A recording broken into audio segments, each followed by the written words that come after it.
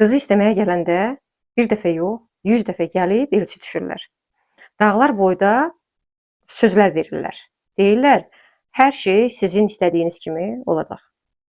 Uşaqların xoşbəxtliyi üçün əlimizdən gələn hər şeyi eləyəcəyik. Sən də düşünürsən ki, deyəsən, yaxşı insanlardır. Güvənmək olar. Amma qız onların evinin astanasından içəri keçən kimi bütün sözlər unudulur.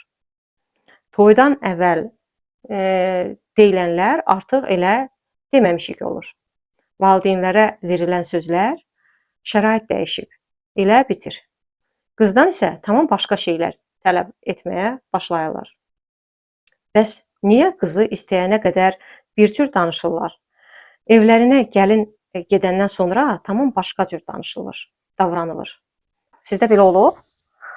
Yazın və abunə olun. Bizim ailələrdə çox vaxt danışılmayan mövzulardan danışaq.